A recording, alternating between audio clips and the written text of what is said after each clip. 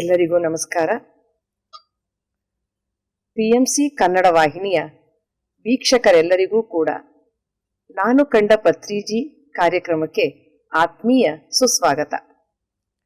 ವೀಕ್ಷಕರೇ, ಈ ದಿನ ನಮ್ಮೊಂದಿಗೆ ಇದ್ದಾರೆ ನಮ್ಮ ಪಿರಮಿಡ್ ಸ್ಪಿರಿಚುವಲ್ ಸೈನ್ಸ್ ಮೂವ್ಮೆಂಟ್ನ ಸೀನಿಯರ್ ಪಿರಮಿಡ್ ಮಾಸ್ಟರ್ ಶ್ರೀಯುತ ಬಸವರಾಜ್ ಸರ್ ಅವರು. ಅವರು 1997ರಿಂದ ಈ ಒಂದು ಆಧ್ಯಾತ್ಮಿಕ ಸಾಧನೆಯಲ್ಲಿ ತೊಡಗಿಸ್ಕೊಂಡಿದ್ದಾರೆ. ಅವರು ಸಂಘಮಿತ್ರ ಪಿರಮಿಡ್ ಧ್ಯಾನ ಕೇಂದ್ರ ಮತ್ತು ಮರ್ಕಬಾ ಪಿರಮಿಡ್ ಧ್ಯಾನ ಕೇಂದ್ರ ಹಾಗೂ ಸೇತ್ ಮಹಾಶಯ ಪಿರಮಿಡ್ ಧ್ಯಾನ ಕೇಂದ್ರಗಳನ್ನು ರಚಿಸಿ ನಡೆಸ್ಕೊಂಡು ಬರ್ತಾ ಇದ್ದಾರೆ. ಈ ಒಂದು ಕಾರ್ಯಕ್ರಮವನ್ನು ಈಗ ಪ್ರಾರಂಭ ಮಾಡೋಣ ಸ್ನೇಹಿತರೆ. ನಮಸ್ತೆ sir. Thank you ma'am. Sir, yes ma'am. Patri ಸರ್ನ ನೀವು ಯಾವಾಗ ಭೇಟಿಯಾದ್ರಿ? ನಿಮ್ಮ ಮೊದಲನೇ ಭೇಟಿ ಹೇಗಿತ್ತು? ಜೀವನದಲ್ಲಿ ನಾವೆಷ್ಟೋ ಜನರನ್ನ ಭೇಟಿ ಮಾಡ್ತಾ ಇರ್ತೀವಿ, ಲಕ್ಷಾಂತರ ಜನರನ್ನ ಇದುವರೆಗೂ ನೀವು ಭೇಟಿ ಮಾಡಿರ್ತೀರಾ. ನಿಮ್ಮ ಒಂದು ಜೀವನದಲ್ಲಿ, ಒಂದು ವೈಯಕ್ತಿಕವಾದ ಜೀವನದಲ್ಲಿ ಇರಬಹುದು, ವ್ಯವಹಾರದಲ್ಲಿ ಇರಬಹುದು. ಆದ್ರೆ ಒಂದು ವ್ಯಕ್ತಿಯನ್ನ ಭೇಟಿ ಮಾಡಿದಾಗ ಇವ್ರು ಸಾಮಾನ್ಯ ವ್ಯಕ್ತಿ ಅಲ್ಲ ಅಂತ ಅನ್ನೋ ರೀತಿ ನಮ್ಗೆ ಅನ್ಸುತ್ತೆ. ಪತ್ರಿ ಸರ್ನ ನೀವು ಭೇಟಿ ಆದಾಗ ನಿಮ್ಗೆ ಆ ರೀತಿಯ ಒಂದು ಅನುಭವ ಏನಾಯ್ತು? ಭೇಟಿ ಏನ್ ಅನ್ನಿಸ್ತು ಮೊದಲನೇ ಭೇಟಿ ಅಂತ ಹೇಳ್ತೀರಾ? Yes ma'am. ನನಗೆ ಧ್ಯಾನ ಅನ್ನೋ ಈ ಆಧ್ಯಾತ್ಮಿಕತೆ ಅನ್ನೋ ಪರಿಚಯ 1997 ಇಯರಲ್ಲಿ ಪರಿಚಯ ಆಗಿದೆ. ಗುಂಟಕಲ್ ಪಿರಮಿಡ್ ಸ್ಪಿರಿಚುವಲ್ ಸೊಸೈಟೀಸ್ ಅನ್ನೋ ಸೆಂಟರಲ್ಲಿ ಫಸ್ಟ್ ಟೈಮು ಹೋಗಿ ಧ್ಯಾನ ಮಾಡಿದ ಮೇಲೆ ಸ್ವಲ್ಪ ದಿನಗಳು, ಒಂದು ವಾರ ಹೋಗಿಲ್ಲ. ಆಮೇಲೆ ಏನಕ್ಕೋ ಹೋಗಬೇಕು ಅಂತ ಅನಿಸಿ ಕಂಟಿನ್ಯೂ ಮಾಡಿ ಧ್ಯಾನಕ್ಕೆ ಹೋಗಿದ್ದೀನಿ. ಆಮೇಲೆ ಪತ್ರಿಜಿ ಅವರ ಭೇಟಿ ಅನ್ನೋದು ನನ್ನ ಜೀವನದಲ್ಲಿ ಒಂದು ಅತಿ ಮುಖ್ಯವಾದ ಘಟ್ಟ ಅಂತ ಹೇಳ್ಬೋದು.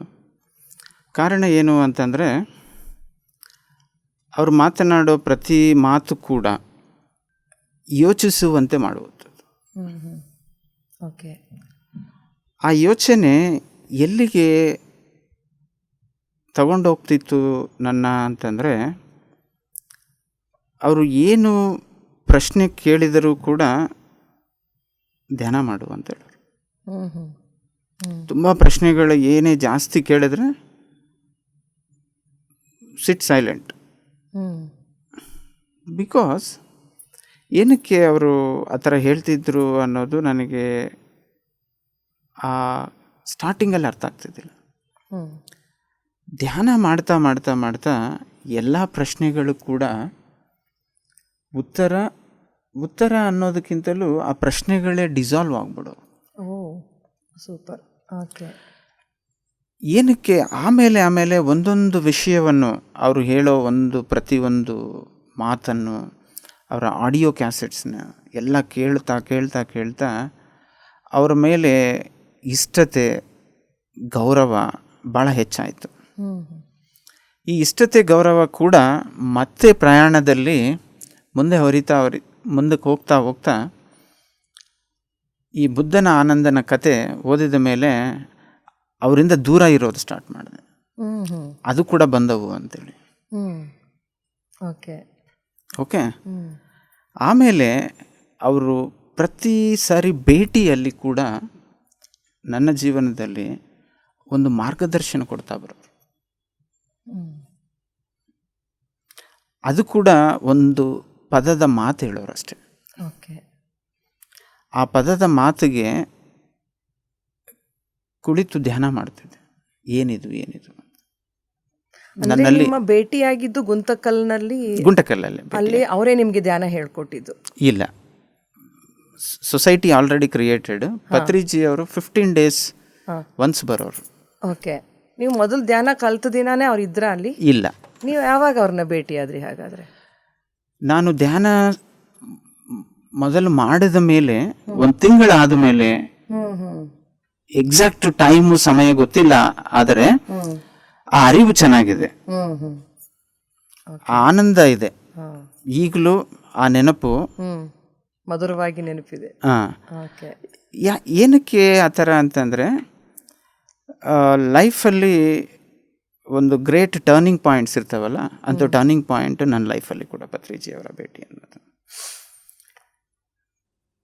ಒಂದು ಮಾತು ಹೇಳಿದ್ರಿ ನೀವು, ನನಗೆ ಪತ್ರಿಜಿ ಅವರನ್ನ ನೋಡಿ ನಾನು ಬುದ್ಧ ಆನಂದನ ಒಂದು ಘಟನೆ ನೆನಪಿಸ್ಕೊಂಡು ನಾನು ದೂರ ಇರ್ಲಿಕ್ಕೆ ಪ್ರಾರಂಭ ಮಾಡಿದೆ ಅಂತ. ಹಾಗಾದ್ರೆ ನಿಮಗೆ ಅದಕ್ಕೂ ಮುಂಚೆನೆ ಸ್ವಲ್ಪ ಆಧ್ಯಾತ್ಮಿಕತೆಯ ಅರಿವಿತ್ತ? ಹಾಗಾದ್ರೆ ನಾವು ಬಂಧನಗಳನ್ನ ಬೆಳೆಸ್ಕೋಬಾರ್ದು, ಬೇಡ? ಇಲ್ಲ, ಅದೇನಿಲ್ಲ. PSSM, the Guntakal pyramid spiritual ಸೊಸೈಟೀಸ್ಗೆ ಬಂದ ಮೇಲೇ ಧ್ಯಾನ ಮಾಡ್ತಾ ಅಲ್ಲಿರೋ ಬುಕ್ಸ್ ಓದ್ತಾ ಪತ್ರಿಜಿ ಅವರ ಆಡಿಯೋಸ್ ತುಂಬ ಕೇಳ್ತಾ ಇದ್ದೆ. ಓಕೆ, ನನ್ನ ತಂದೆಗೆ ತುಂಬ ಹಠ ಮಾಡಿ ಒಂದು ಟೇಪ್ ರಿಕಾರ್ಡರ್ ಪರ್ಚೇಸ್ ಮಾಡಿಸಿ, ನೀನು ಏನು ಕೊಡಿಸ್ಲಿಲ್ಲ ಅಂದ್ರೂ ಪರವಾಗಿಲ್ಲ ನನಗೆ, ಐ ವಾಂಟ್ ದಿಸ್ ಅಂಥೇಳಿ ಅವ್ರ ಆಡಿಯೋಸು ತುಂಬ ಕೇಳಿ ಕೇಳಿ ಕೇಳಿ ಕೇಳಿ ಕೇಳಿ ಒಂದು ಆಡಿಯೋನ ಒಂದು 50 ಸರಿ ಈ ಥರ ಕೇಳ್ತಾ ಬರ್ತಿದ್ದೆ. ಅದು ಕೇಳ್ತಾ ಕೇಳ್ತಾ ಕೇಳ್ತಾ ಆ ಕೇಳಿಸ್ಕೊಂಡ ಮೇಲೆ ಧ್ಯಾನ ಮಾಡ್ತಾ ಮಾಡ್ತಾ ಮಾಡ್ತಾ ಎಲ್ಲ ಪ್ರಶ್ನೆಗಳು ಕೂಡ ಉತ್ತರಗಳಕ್ಕಿಂತಲೂ ಮೌನವು ಹಾಗೆ ಡಿಸಾಲ್ವ್ ಆಗಿದ್ದಂಥ ಅನುಭವನೇ ನನಗಿರೋದು. ಅಲ್ಲ, ಮೊದಲನೇ ಸಾರಿ ಪತ್ರಿಜಿಯವ್ರನ್ನ ನೀವು ನೋಡಿದ್ ನೆನಪಿದ್ಯಾ? ಫಸ್ಟ್ ಟೈಮ್ ನೋಡಿದಾಗ ನಿಮ್ಗೆ ಹೇಗೆ ಅನ್ನಿಸ್ತು? ಈ ವ್ಯಕ್ತಿ ಹೇಗೆ, ಹೀಗೆ ಗುರುಗಳು ಅಂತ ಯಾವ ಭಾವನೆ ಬಂತು ಅವ್ರನ್ನ ನೋಡಿ ಫಸ್ಟ್ ಟೈಮ್ ವಿಸಿಟ್ ನೋಡಿದ್ದು ಅಂತ ಅಂದ್ರೆ ನೆನಪಿದ್ಯಾ ಅದು? ನನಗಿರೋ ಆ ಏಜ್ ಟೈಮಲ್ಲಿ 18-19 ಇಯರ್ಸ್ ಓಲ್ಡ್ ಟೈಮಲ್ಲಿ ಒಂದು ದೇವರು ಅನ್ನೋದು ಒಂದು ಪೂಜೆ ಮಾಡ್ತೀವಿ, ಮನೇಲಿ ವಿಭೂತಿ ಹಚ್ಕೋಬೇಕು, ಈ ಥರ ಒಂದು ಇದೆ ಅಷ್ಟೇ ಬೆಳೆದಿದ್ದ ವಾತಾವರಣದಲ್ಲಿ. ಓಕೆ, ಆದರೆ ರಿಯಾಲಿಟಿ ಪಾರ್ಟ್ ಪತ್ರಿಜಿ ಅವ್ರನ್ನ ಭೇಟಿಯಾದಾಗ, ಅಂದರೆ ನಾರ್ಮಲ್ಲಿ ಒಂದು ಮೆಚ್ಯೂರಿಟಿ ಬಂದ ವ್ಯಕ್ತಿಗಳಾದರೆ ನೀವು ಹೇಳಿದಂಗೆ ಜೀವನ ಕಷ್ಟ, ದೇವರು, ಗುರುಗಳು, ಇವ್ರನ್ನ ಭೇಟಿ ಆಗಬೇಕು, ಇವ್ರನ್ನ ಭೇಟಿ ಆಗಬಾರ್ದು, ಹಿಂಗಿರಬೇಕು, ಹಾಗಿರಬೇಕು, ಇಂಥದ್ದೆಲ್ಲ ಬಂದಿರ್ಬೋದೇನೋ ನನಗೆ. ಬಟ್ ನನಗೆ ಅದೆಲ್ಲ ಆಲೋಚನೆಗಳು ಇರಲೇ ಇಲ್ಲ, ಪೂರ್ವಪರ ಯೋಚನೆನೇ ನನ್ನಲ್ಲಿಲ್ಲ. ಇಲ್ಲ, ಜಸ್ಟ್ ನೀವು ನೋಡಿದ್ರಿ ಅಷ್ಟೇ. ಜಸ್ಟ್ ಪತ್ರಿಜಿ ಅವ್ರನ್ನ ನೋಡೋದು, ನೋಡ್ತಿರೋದು, ಅವ್ರ ಸ್ಟ್ರಿಕ್ಟ್ನೆಸ್, ಭಾಳ ಸ್ಟ್ರಿಕ್ಟ್ನೆಸ್. ಅದು ಇಷ್ಟ ಆಯ್ತು ನಿಮಗೆ? ಇಲ್ಲ, ಅದು ಇಷ್ಟ ಆಗಿದ್ದಕ್ಕಿಂತಲೂ ಏನಕ್ಕೆ ಆ ಸ್ಟ್ರಿಕ್ಟ್ನೆಸ್, ಅದು ಪ್ರಶ್ನೆ ನಂತ. ಓಕೆ, ಯಾವ ವಿಷಯಕ್ಕೆ ಸ್ಟ್ರಿಕ್ಟ್ನೆಸ್ ಅವರು? ಅಂದರೆ ಅವ್ರು ಏನು ಮಾಡ್ತಿದ್ರು, ಆ ಸ್ಟ್ರಿಕ್ಟ್ನೆಸ್ಸಲ್ಲಿ ನಮ್ಮನ್ನು ಸರಿ ಮಾಡ್ತಿದ್ರು. ಸೂಪರ್. ಅದು ಪಾಯಿಂಟಲ್ಲಿ ಅವ್ರ ಸ್ಟ್ರಿಕ್ಟ್ನೆಸ್ ಯಾವ ಮಟ್ಟಕ್ಕೆ ಇರೋದು ಅಂತಂದರೆ, ಒಂದು school teacher, head master, principal, ಒಂದು ಆರ್ಮಿ ಮೇಜರ್ ಅಂದ್ಕೋಬೋದು ನೀವು ಹೆಚ್ಚು ಕಮ್ಮಿ. ಒಂದು ಪದವು ಕೂಡ ರಾಂಗ್ ಮಾತಾಡಂಗೆ ಬರಬಾರ್ದು, ಅಂತಹ ಸ್ಟ್ರಿಕ್ಟಾಗಿ ಅವರು ನಾನು ನೋಡಿದ್ದು. ಆಮೇಲೆ ಅವರು ಅದೇ ಥರನೇ ಕ್ಲಾಸ್ ಮುಗಿದ ಮೇಲೆ ಅವ್ರ ಜೊತೆ ಸುಮ್ಮನೆ ಇದ್ದರೂ ಕೂಡ ಆನಂದವನ್ನು ನಾನು ಅನುಭವಿಸಿದ್ದೀನಿ, ಆ ಪ್ರಶಾಂತತೆನ ಅನುಭವಿಸಿದ್ದೀನಿ, ಆ ನೆಮ್ಮದಿನ ಅನುಭವಿಸಿದ್ದೀನಿ, ಆ ನಗುತ್ತಾ ಇರೋದನ್ನು ಅನುಭವಿಸಿದ್ದೀನಿ, ಅವರು ಬಡಿಸೋ ಊಟನೂ ಎಂಜಾಯ್ ಮಾಡಿದ್ದೀನಿ. ಅಂದರೆ ಅವರು ಏನಕ್ಕೆ ಅವರು ಅಷ್ಟು ಅಮಿತವಾಗಿ ಸನ್ನಿಹಿತವಾಗಿ ಅನ್ನಿಸ್ತಾರೆ ನಮಗೆಲ್ಲ ಅಂತಂದರೆ, ನಮ್ಮಲ್ಲಿ ಆಧ್ಯಾತ್ಮಿಕ ಪರಿಣಿತಿ ಬರ್ತಿದ್ದಂಗೆಲ್ಲ ನನಗೆ ಅರ್ಥ ಆಗಿದೆ. ಏನು ಅಂತಂದರೆ, ಅವರಲ್ಲಿ ನಿಮಗೂ ಅವರ ಫ್ಯಾಮಿಲಿಗೂ ಏನು ಡಿಫರೆನ್ಸ್ ಇಲ್ಲದಂತ ನೋಡುವ ದೃಷ್ಟಿಕೋನ ಅವರಲ್ಲಿ ಇದ್ದಿದ್ದ ಕಾರಣದಿಂದ ನಮಗೆ ಅವರು ಸನ್ನಿಹಿತ ಅನಿಸ್ತಾರೆ. ನಾವು ಹೇಳ್ತೀವಲ್ಲ ಸರ್ವಭೂತ ಹಿತೇ ರಥಃ ಅಂತ, ಎಲ್ಲರಲ್ಲೂ ಒಂದೇ ತರ ನೋಡುವ ಅದೇನಕ್ಕೆ ಅಂತಂದ್ರೆ ನಿಜವಾದ ಆಧ್ಯಾತ್ಮಿಕತೆ ಅದ್ವೈತವನ್ನು ಅವರಲ್ಲಿ ಕಂಡಿದ್ದೇನೆ. ಓಕೆ. ಅವರು ಹೇಳಿದ್ದನ್ನ ಆಚರಣೆ ಮಾಡ್ತಾ ಇದ್ರು. ಸಮತ್ವ ಸಮದರ್ಶಿನಃ ಅನ್ನೋದು ಅವ್ರನ್ನ ನೋಡಿದ್ದೀನಿ ನಾನು, ಅವರಲ್ಲಿ ನೋಡಿದ್ದೀನಿ. ಆ ಗೀತ ಸಾರಾಂಶವು ಏನಾದ್ರೆ ಕೃಷ್ಣನ್ ಹೇಳಿದನು, ಆ ಸಮತ್ವ ಸಮದರ್ಶಿನಃ ಅಂತೇಳಿ ಆ ಥರ ನೋಡ್ತಿದ್ರು ಅವರು. ಹಾಗೆ ಸರಿ ಮಾಡ್ತಿದ್ರು, ಹಾಗೆ ತಪ್ಪನ್ನು ಸರಿ ಮಾಡ್ತಿದ್ರು, ಹಾಗೆ ಪ್ರೀತಿಯಿಂದ ಬಂದು ಮಾತನಾಡಿಸ್ತಿದ್ರು. ನೀವು ಅವ್ರ ಜೊತೆ ಎಲ್ಲಾರು ಹೋಗಿದ್ದು, ಏನಾದ್ರು ಅವರು ಟ್ರೆಕ್ಕಿಂಗ್ ಎಲ್ಲ ಹೋಗ್ತಿದ್ರು ಅಂತ ನಾನು ಕೇಳ್ಪಟ್ಟೆ. ಆ ತರ ಎಲ್ಲಾದ್ರೂ ನೀವು ಅವ್ರ ಜೊತೆ ಒಡನಾಟ ಇತ್ತ ನಿಮ್ದು? ಹೋಗಿದ್ರ ಎಲ್ಲಾರು ಪ್ರವಾಸ ಆ ತರ ಎಲ್ಲ? ನನಗೆ ಅಂತ ಆಸ್ಕಾರ ಸಿಕ್ಕಿಲ್ಲ, ಅಂತ ಅವಕಾಶ ಸಿಕ್ಕಿಲ್ಲ. ಆದರೆ ಪತ್ರಿಜಿ ಅವ್ರ ಜೊತೆ ಅವರ ಸೇವೆ ಮಾಡೋದು, ಅವ್ರ ಜೊತೆ ಸಮಯ ಕಳೆಯೋದು, ರಾತ್ರಿ ಎಲ್ಲ ಇರೋದು. Okay, Guntakal pyramid spiritual society ಮೂಮೆಂಟಲ್ಲಿ ಶಿವರಾತ್ರಿ ಯಾವಾಗಲೂ ಕೂಡ ಅಲ್ಲಿ ನಡೀತಾ ಇತ್ತು. ಸರ್ ಜೊತೆ ರಾತ್ರಿ ಬೆಳಕಿಲ್ಲದ ಕಡೆ, ಕತ್ತಲಲ್ಲಿ ಹಾದಿ ಇಲ್ಲದ ಕಡೆ ಕರ್ಕೊಂಡು ಹೋಗೋರು. ಗೊತ್ತಿಲ್ಲ ಬರ್ತೀಯ ಅಂತ, ಆಯ್ತಷ್ಟೇ. ಅವರ ಜೊತೆ ಆ ಥರ ಹೋಗ್ತಾ ಹೋಗ್ತಾನೆ ಏನಾದರೆ ಆಧ್ಯಾತ್ಮಿಕತೆಯಲ್ಲಿ ಒಂದು ಶರಣಾಗತಿ ಅಂತ ಮಾತನಾಡ್ತಿದ್ವಿ ನಾವು, ಅವ್ರ ಹತ್ರ ಅದನ್ನು ಕಲ್ತಿದ್ದೀನಿ ನಾನು. ಓಕೆ, ಆ ಥರ ಕಾಡಲ್ಲಿ ಒಂದು ಅಂದರೆ ಏನು ಗೊತ್ತಿಲ್ಲ ಅಲ್ಲಿ ಏನು ಇರುತ್ತೋ ಏನಿಲ್ಲೋ, ಶಿವರಾತ್ರಿ ಅಮಾವಾಸ್ಯೆ ಆ ಕತ್ತಲಲ್ಲಿ ಹಾಗೆ 1.5-2 ಕಿಲೋಮೀಟರ್ ಹೋಗ್ಬಿಟ್ಟು ಮತ್ತೆ ಕರ್ಕೊಂಡು ಮೇನ್ ರೋಡಿಗೆ ಕರ್ಕೊಂಡು ಬರೋರು. ಅಂದರೆ ಅವರು ನಮ್ಮನ್ನೆಲ್ಲ ಎಷ್ಟು ಅವ್ರನ್ನ ವಿಶ್ವಾಸದಿಂದ ನಾನು ಕಾಣ್ತಿದ್ದೀನಿ ಅನ್ನೋದು ಟೆಸ್ಟ್ ಮಾಡ್ತಾರೆ.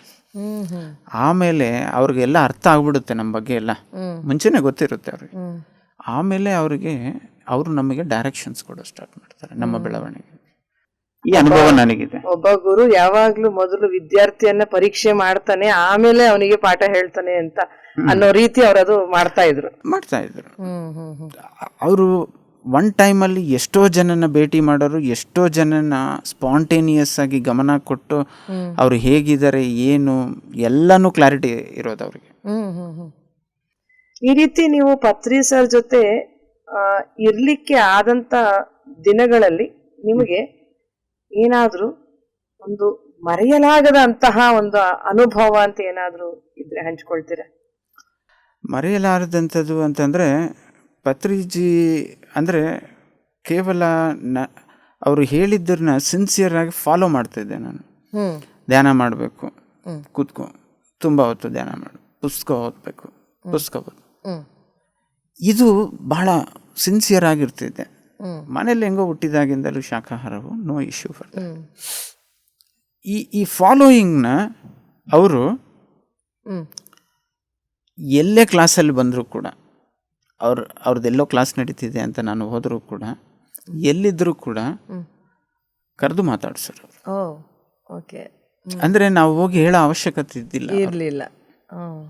ನಾನು ಸಿನ್ಸಿಯರಾಗಿ ಧ್ಯಾನ ಮಾಡ್ತೀನಿ, ನಾನು ಶಾಖಾಹಾರಿ, ನಾನು ಬುಕ್ಸ್ ಓದ್ತೀನಿ, ನೀವು ಹೇಳಿದ್ರನ್ನೆಲ್ಲ ಫಾಲೋ ಮಾಡ್ತೀನಿ, ಏನೂ ಇಲ್ಲ. ಅವರಿಗೆ ಕಾಣ್ತಿತ್ತು ನಿಮ್ಮ ಒಂದು ಕಾನ್ಫಿಗರೇಷನ್ ಏನಿದೆ ಅನ್ನೋದು ಅವ್ರಿಗೆ ನೋಡಿದ ತಕ್ಷಣ ಗೊತ್ತಾಗೋಗ್ತಿತ್ತು. ಯಾರಿಗೆ ಏನ್ ಮಾತಾಡಿಸ್ಬೇಕು, ಯಾರಿಗೆ ಏನ್ ಹೇಳಬೇಕು ಅನ್ನೋದು ಅವ್ರಿಗೆ ಅರ್ಥ ಆಗೋಗ್ತಾ ಇತ್ತು.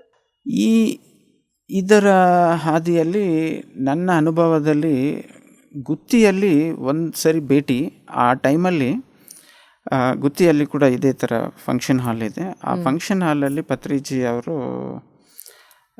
ನಾನೇ ಬೇಕಂತ ದೂರ ನಿಲ್ತಿದ್ದೆ. Okay, if I am qualified, capable, ಆ ಅರ್ಹತೆ ನನ್ನಲ್ಲಿದ್ದರೆ ಅವರು ಮಾತಾಡಿಸ್ತಾರೆ. ಅವರು ಆ ಟೈಮಲ್ಲಿ ಕರೆದು you have become a master ಅಂತ ಅಂದರು. ಅದು ಏನಕ್ಕಂದ್ರು ಅಂತ ನನಗೆ ಅರ್ಥ ಆಗಲಿಲ್ಲ ಆ ಸಮಯದಲ್ಲಿ. ಒಂದು 6 ತಿಂಗಳ ಸಮಯದಲ್ಲಿ ಬೇರೆ ಬುಕ್ಸ್ ಓದ್ತಾ ಅವರು ಅದನ್ನು ರೆಫರೆನ್ಸ್ ಮಾಡಿದ್ದಾರೆ ಅಂತ ನನಗೆ ಅರ್ಥ ಆಯಿತು. ಅಂದರೆ ನಮ್ಮ ಈ ಏನ್ಷಿಯಂಟ್ ವಿಸ್ಡಮಲ್ಲೆಲ್ಲ ಸ್ವಾಮಿ ಅಂತ ನಾವು ಕರಿತಿದ್ದೀವಿ ಅಲ್ವಾ. ಓಕೆ, ಸ್ವಾಮಿ ಅಂತಂದರೆ ಯಾರು ಆ ಜೀವನದ ಪರಿಸ್ಥಿತಿಗಳನ್ನು ಹಾಗೇ ಒಪ್ಪಿಕೊಂಡು ಪ್ರಸಾದದ ಥರ ತಗೊಳ್ತಾನೋ ಅಂತ ಶರಣಾಗತಿಯನ್ನು ತಗೊಂಡಿರ್ತಾನೋ ಅವನ್ನ ಸ್ವಾಮಿ ಅಂತ ಹೇಳ್ತೀವಿ ನಾವು. ನಮಗೇನಾಗಿದೆ ಅಂತಂದರೆ ತಿಳಿದು ತಿಳಿಲಾರ್ದೆ ಎಲ್ಲ ಕಾಷಾಯ ಹಾಕ್ಕೊಂಡು ರುದ್ರಾಕ್ಷಿ ಹಾಕ್ಕೊಂಡು ವಿಭೂತಿ ಇಟ್ಕೊಂಡ್ರೆ ಸ್ವಾಮಿ ಅಂತ ನಮ್ಮ ಥಿಂಕಿಂಗ್ ಬಂದಿದೆ. ಡ್ರೆಸ್ ಕೋಡ್ ಸ್ವಾಮಿ ಅಂದ್ಕೊಂಡಿದ್ವಿ. ಆದರೆ ಬುಕ್ಸ್ ಓದ್ತಾ new age spiritual science books ಓದ್ತಾ ದೆನ್ ವಾಟ್ ಐ ಅಂಡರ್ಸ್ಟುಡ್, ಸ್ವಾಮಿ ಯಾರಪ್ಪ ಅಂತಂದರೆ ಜೀವನದ ಯಥಾರ್ಥ ಪರಿಸ್ಥಿತಿಯನ್ನು ಅದು ಏನನ್ನ ಆಗಿರಲಿ ಪರವಾಗಿಲ್ಲ.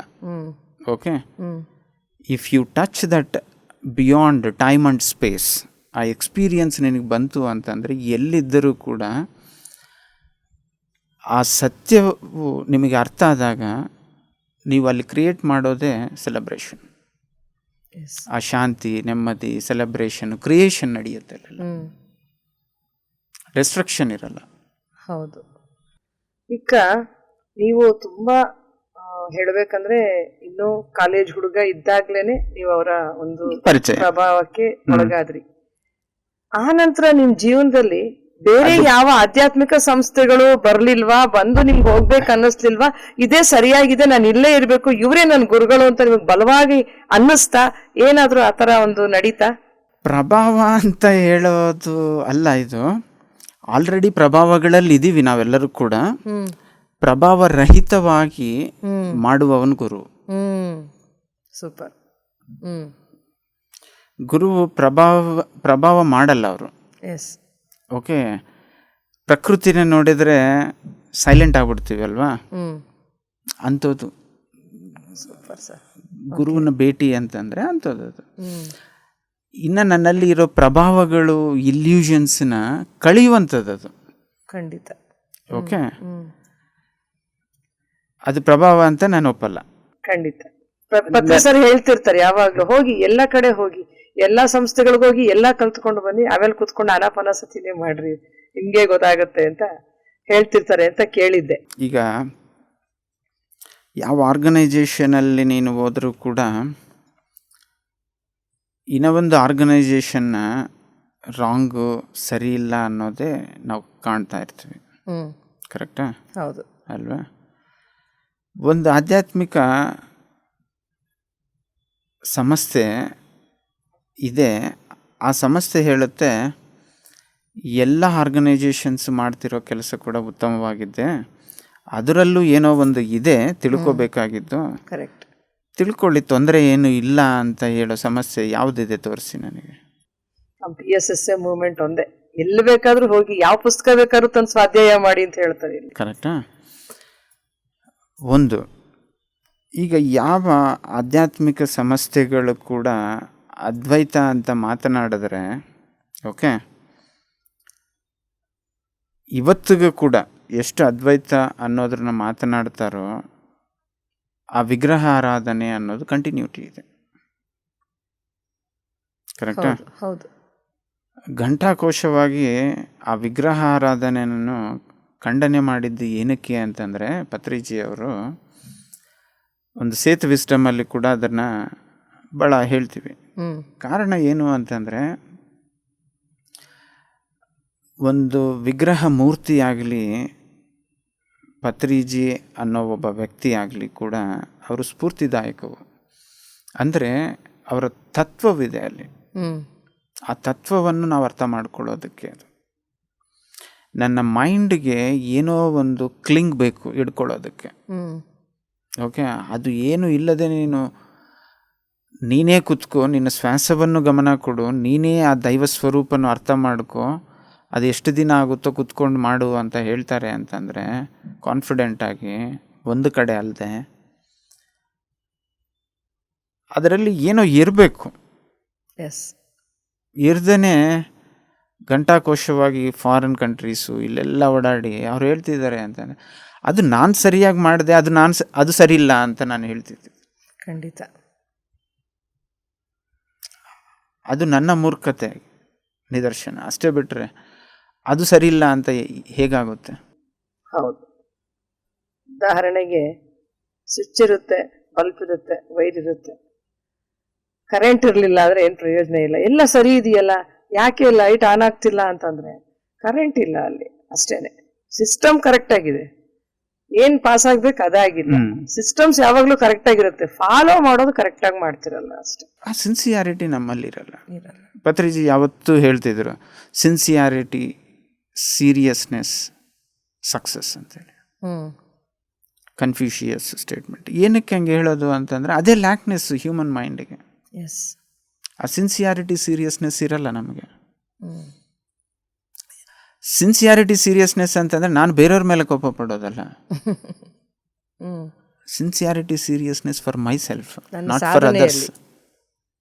Not for others. ಅದು ಆ sincerity, seriousness it got to me success. ಒಂದು ಭೌತಿಕ, ಮಾನಸಿಕ, ಸಂಸಾರಿಕ, ಉದ್ಯೋಗ, ವೃತ್ತಿ ರೀತ್ಯ ಎಲ್ಲ ವಿಷಯಗಳಲ್ಲೂ ಕೂಡ okay, I got it success, no issue for me. Patri ಸರ್ನ ನೀವು ಭೇಟಿಯಾಗಿ ಅವರಿಂದ ಅವರ ಸೆಷನ್ಸ್ ಅನ್ನ ಕೇಳ್ತಾ ಕೇಳ್ತಾ ನೀವು ನಿಮ್ಮಲ್ಲಿ ಏನಾದರೂ ಒಂದು ಬದಲಾಯಿಸ್ಕೊಳ್ಬೇಕು ಅನ್ನೋ ಗುಣ ನೀವೇನಾದರೂ ಬದಲಾಯಿಸ್ಕೊಂಡಿದ್ದು ಅಂಥದ್ದೇನಾದ್ರು ಇದೆಯಾ? ಇದು ನಾನು ಅಳವಡಿಸ್ಕೋಬೇಕು, ಬದಲಾಯಿಸ್ಕೋಬೇಕು ಅಂತ ಹಾಗೇನಾದರೂ? Yes madam. ಅಂದರೆ ಅವ್ರ ಹತ್ರ ಒಂದು ಮಾತನಾಡಬೇಕಾದ್ರೆ ನಾವು ಭಾಳ ಸ್ಪೀಡ್ ಇರ್ತೀವಿ ನಾರ್ಮಲಿ. ಅವರು ಯಾವತ್ತೂ ಕೂಡ ಆ ವಾಕ್ಕ್ಷೇತ್ರನ ಭಾಳ ರೆಕ್ಟಿಫೈ ಮಾಡೋರು ನಮ್ಗಳಿಗೆ. ವಧೆನೂ ಕೊಡೋರು ಅವರು. ಬೈಸ್ಕೊಂಡಿದ್ದೀವಿ, ವಧೆ ಆಗಿದೆ, ಅವ್ರ ಸಮೀಪಕ್ಕೆ ಕರೆದು ಮತ್ತೆ ಪ್ರೀತಿಯಿಂದ ಮಾತಾಡಿ ಇಮಿಡಿಯೇಟ್ ಆಗಿ ಅದೇ ಇದಿದೆ ಅಷ್ಟೇ. ಅದಕ್ಕೆ ಇದಕ್ಕೇನು ಲಿಂಕ್ ಇಲ್ಲ. ಹ್ಯೂಮನ್ ಮೈಂಡ್ ಏನು ಮಾಡುತ್ತೆ, ಲಿಂಕ್ ಮಾಡುತ್ತೆ. ಹೊಡೆದು ಬಿಟ್ರಲ್ಲ ಇವ್ರಿಗೇನೋ ನನ್ನ ಮೇಲೆ ಕೋಪ ಇದೆ ಅಂತ ಆಯ್ತಾ. ಆ ಲಿಂಕ್ ಏನು ಇಡ್ತಿದ್ದಿಲ್ಲ ಅವರು. ಯಾಕಂತಂದರೆ ಆ ಮೈಂಡನ್ನ ಎಂಟರ್ಟೈನ್ ಮಾಡ್ತಿದ್ದಿಲ್ಲ ಪತ್ರಿಜಿ. ಅದು ಸರಿಯಲ್ಲ ಅಷ್ಟೇ. ಅವ್ರ ಸೈಡಿಂದ ಓಕೆ. ನಿಮ್ಗೆ ಹೇಗೆ ಅನ್ನಿಸ್ತು? ಎಲ್ರದ್ರಿಗೆ ಹೊಡೆದು ಬಿಟ್ರಲ್ಲ, ಬೈದು ಬಿಟ್ರಲ್ಲ ಅಂತ ಅವಮಾನ ಏನಾದ್ರು ಅನಿಸ್ತಾ ಇತ್ತಾ, ಅಥವಾ ಬೇಜಾರಾಯ್ತಾ, ನೋವಾಯ್ತಾ? ಆ ಸ್ಟೂಡೆಂಟ್ ಟೈಮಲ್ಲಿ ಏನಿದೆ ಮೇಡಮ್, ನಮಗೆಲ್ಲ ಏನೂ ಇಲ್ಲ.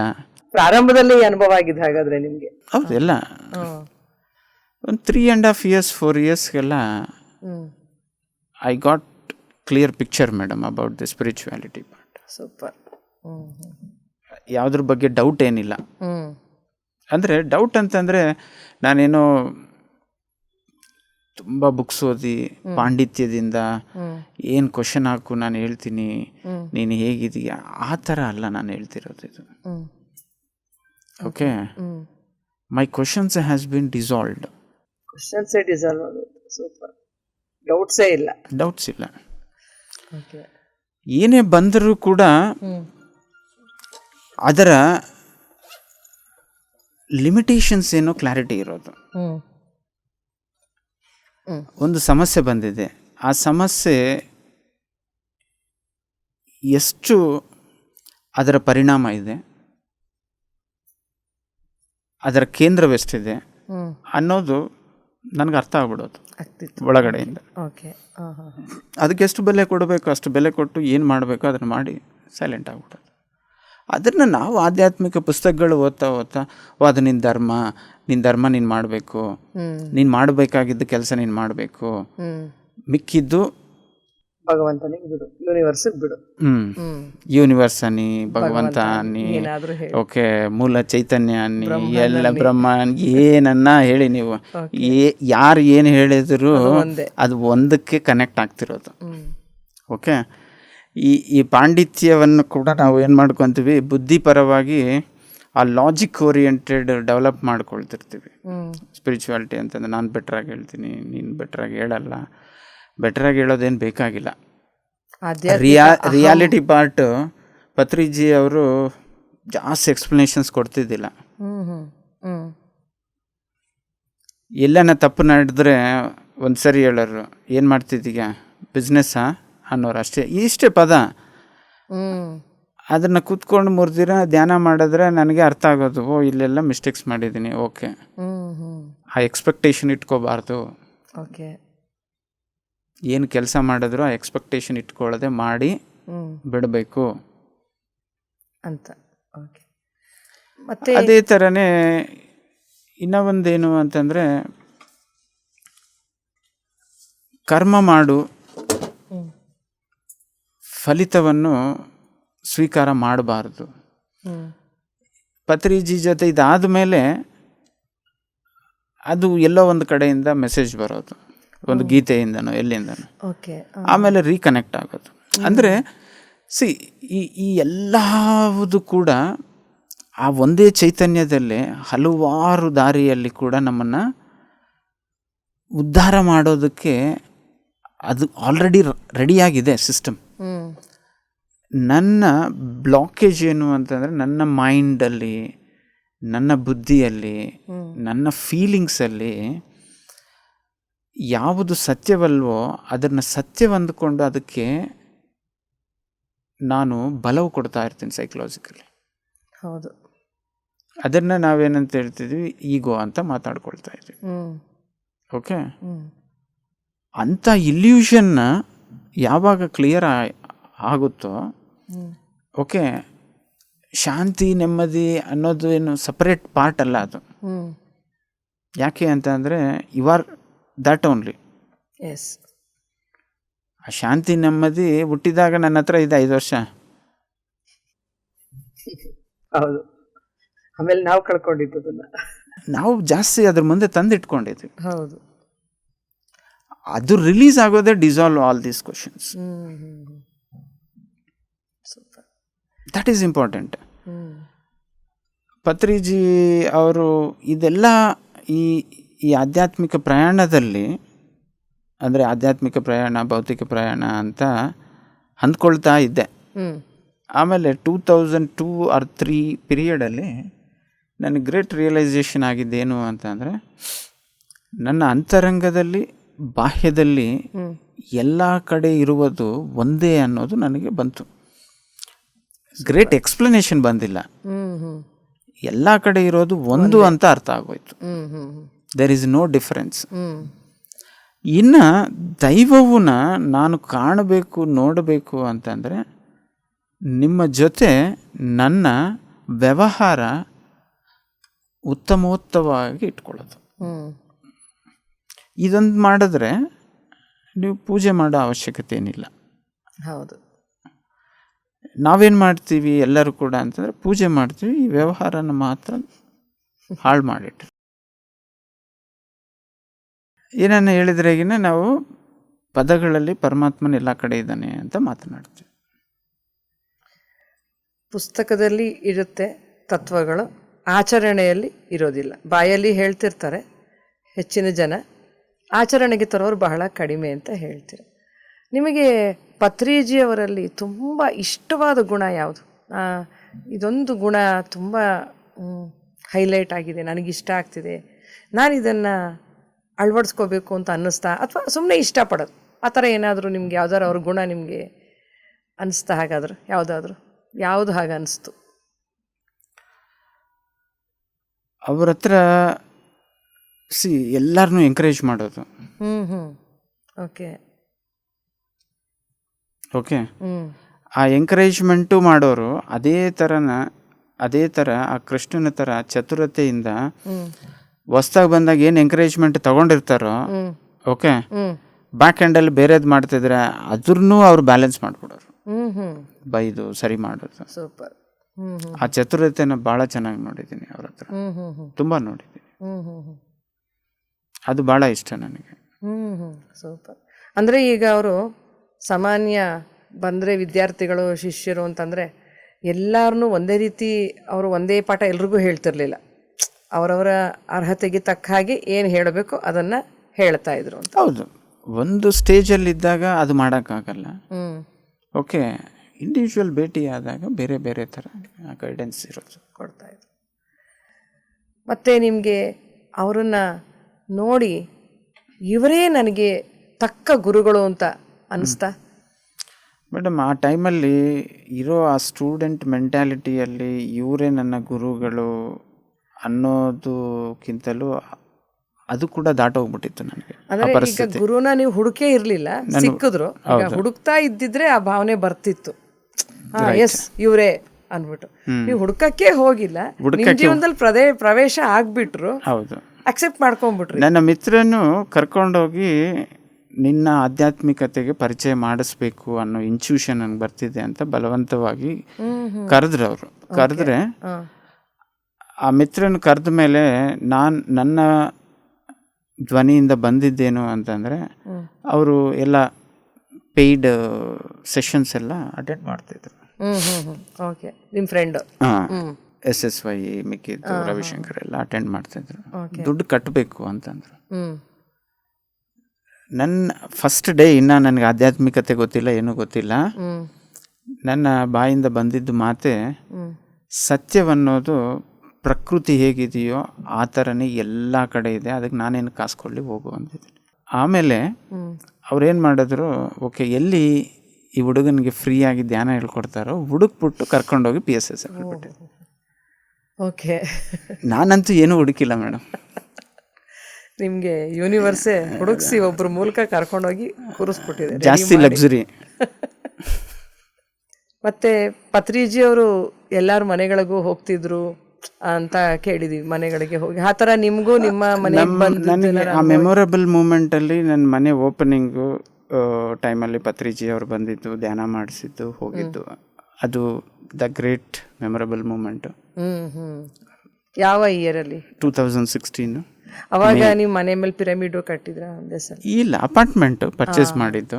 ಓಕೆ, ಒಂದು 3 bedroom ಅಪಾರ್ಟ್ಮೆಂಟಲ್ಲಿ 1 bedroomನ ಐ ಡೆಡಿಕೇಟೆಡ್ ಫಾರ್ ಮೆಡಿಟೇಷನ್ ಅಂತೇಳಿ ಪಿರಮಿಡ್ಸ್ ಹಾಕಿಟ್ಟಿದ್ವಿ.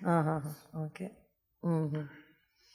ಅದು ಗ್ರೇಟ್ ಮೂಮೆಂಟ್ ಮೇಡಮ್, ಪತ್ರಿಜಿ ಅವರ ಭೇಟಿ. 2016 ಮೇ ಅಲ್ಲಿ.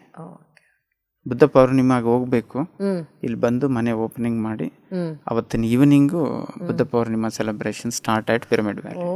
Super super. ಮತ್ತೆ ಪತ್ರಿಜಿ ಅಂದರೆ ಅವರು ಒಂದು ವ್ಯಕ್ತಿ ಅಲ್ಲ ಅನ್ನೋದು ನಮಗೀಗಾಗಲೇ ಅರ್ಥ ಆಗಿದೆ. ಅವರು ದೇಹತ್ಯಾಗ ಮಾಡಿದ ಮೇಲೆ ಎಲ್ಲರಿಗೂ ಒಂದು ಅನುಭವ ಅನ್ನೋದು ಬರ್ತಾ ಇದೆ. ಈಗ ಅವ್ರು ಎಲ್ಲರಲ್ಲೂ ಇದ್ದಾರೆ, ಎಲ್ಲ ಕಡೆ ಇದ್ದಾರೆ ಅಂತ ಹೇಳೋದಕ್ಕೆ ತಕ್ಕ ಹಾಗೆ ತಾಳೆ ಹಾಕೋ ಹಾಗೆ ಪತ್ರಿ ಸರ್ ಇದ್ದದ್ದಕ್ಕಿಂತ ಈಗ ದುಪ್ಪಟ್ಟು ವೇಗದಲ್ಲಿ ನಾವು ನೋಡ್ತಾ ಇದ್ದೀವಿ. ಪಿರಮಿಡ್ಗಳ ನಿರ್ಮಾಣ ಇರಬಹುದು, ಒಂದು ಸಸ್ಯಾಹಾರ ಜಾಥಾ ಇರಬಹುದು, ಮತ್ತು ಧ್ಯಾನ ಪ್ರಚಾರ ಇರ್ಬೋದು, ಈ ಥರ ಎಲ್ಲ ನಡೀತಾ ಇದೆ. ಆ ರೀತಿ ನಿಮ್ಮ ಜೀವನದಲ್ಲೂ ಏನಾದರೂ ಬದಲಾವಣೆ ಅನ್ನೋದು ಆಯಿತಾ? ನೀವು ಹೇಗೆ ಧ್ಯಾನ ಪ್ರಚಾರ ಇದನ್ನೆಲ್ಲ ಹೇಗೆ ಕೈಗೊಳ್ತಾ ಇದ್ರಿ? ನೀವು ಯಾವ ರೀತಿ ತೊಡಗಿಸ್ಕೊಂಡ್ರಿ? ಅವರ ಒಂದು ಸ್ಪಿರಿಚುವಲ್ PSSM ಮೂಮೆಂಟಲ್ಲಿ ಬರೋದೇ ಧ್ಯಾನ ಪ್ರಚಾರ, ಸಜ್ಜನ ಸಾಂಗತ್ಯ, ಪಿರಮಿಡ್ಗಳ ಒಂದು ಇದನ್ನು ಹೇಳ್ತೀವಿ, ಸಸ್ಯಾಹಾರ ಜಾತ ಅಂತ ಹೇಳ್ತೀವಿ, 4 ಅಂಶಗಳನ್ನ ಹೇಳ್ತೀವಿ. ನೀವು ಅದನ್ನು ಯಾವ ರೀತಿ ತಗೊಂಡ್ರಿ? ನೀವೇನು ಸಾಧನೆ ಮಾಡೋಕ್ಕೆ ಅದು ಉಪಯೋಗಿಸ್ಕೊಂಡ್ರಿ ಹೇಗೆ? ಇಲ್ಲ, ಫಸ್ಟ್ ಈ ಆ್ಯಕ್ಟಿವಿಟಿನೆಲ್ಲ ಟೇಕಪ್ ಮಾಡಬೇಕು ಅಂತಂದರೆ I want some money, right? ನನ್ನ ಕೈಗೆ ಜಾಬ್ ಬರಲಿದ್ದಷ್ಟುವರೆಗೂ, ನನಗೆ ಕೈಗೆ ಹಣ ಅನ್ನೋದು ಇಂಡಿವಿಜುವಲ್ ಆಗಿ ನಾನು ದುಡಿಯೋಷ್ಟುವರೆಗೂ, ನನ್ನ ಹತ್ರ ಹಣ ಬರಲಿದ್ದಷ್ಟುವರೆಗೂ ಕೂಡ ನಾನು ಧ್ಯಾನ ಮಾಡೋದು, ಪುಸ್ತಕ ಓದೋದು, ಏನು ಕೆಲಸ ಮಾಡಬೇಕು ಕೆಲಸ ಮಾಡಬೇಕು. ಇದ್ದೀನಿ ಅಂತಂದರೆ ಇದ್ದೀನಿ ಅಷ್ಟೇ ಮನೆಯಲ್ಲಿ. ಈ ಥರನೇ ಇರ್ತಿದ್ದೆ ಆ ಟೈಮ್ಗೆ. ಓಕೆ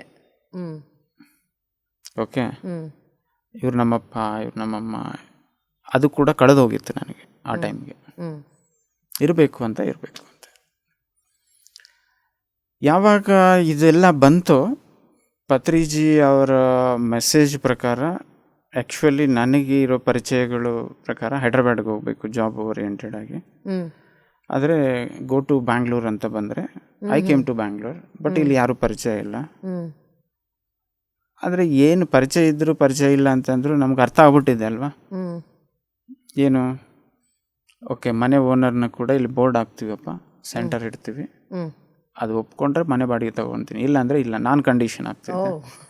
ಅವರು ಆರಾಮಾಗಿ ಮಾಡಿ ಅಂತ ಅಂದಮೇಲೆ ಆ ಮನೆನೂ ಸಿಕ್ತು, ಬಾಡಿಗೆನೂ ಕೊಟ್ವಿ. ಅಲ್ಲಿ ಸೆಂಟ್ರು, ಸಂಗಮೇತ್ರ ಪಿರಮಿಡ್ ಧ್ಯಾನ ಕೇಂದ್ರನೂ ಸೆಂಟರ್ ಇಟ್ವಿ. ನಿಮ್ಮ ಜೀವನದಲ್ಲಿ ಹಾಗಾದರೆ ಆ ಥರ ಚಾಲೆಂಜಸ್ಸೇ ಹೆಚ್ಚಿಗೆ ಬರಲಿಲ್ಲ. ಎಲ್ಲ ಒಂಥರ ಸ್ಮೂತಾಗಿ ನಡ್ಕೊಂಡು ಹೊಟ್ಟೋಯ್ತು. ಒಂದು ಆಧ್ಯಾತ್ಮಿಕ ಇದು ಒಂದು ಪ್ರಪಂಚಕ್ಕೆ ಪ್ರವೇಶ ಇರಬಹುದು, ಅಲ್ಲಿ ಸಾಧನೆ ಮಾಡೋದಿರಬಹುದು, ಮುಂದಿನ ಒಂದು ಕೆಲಸಗಳು ಕೂಡ ಕಂಪೇರ್ ಮಾಡಿದ್ರೆ ಬೇರೆಯವರಿಗೆ ನಿಮ್ಮ ಜೀವನದಲ್ಲಿ ಎಲ್ಲ ಸ್ವಲ್ಪ ಸ್ಮೂತಾಗಿ ನೀಟಾಗಿ ಒಂದು ಪ್ಲ್ಯಾನ್ಡ್ ಆಗಿ ನಡ್ಕೊಂಡು ಬಂದಾಗಿದೆ. ಆಗಿರ್ಬೋದು. ಅದು ಮೇ ಬಿ ಪತ್ರಿಜಿ ಅವರ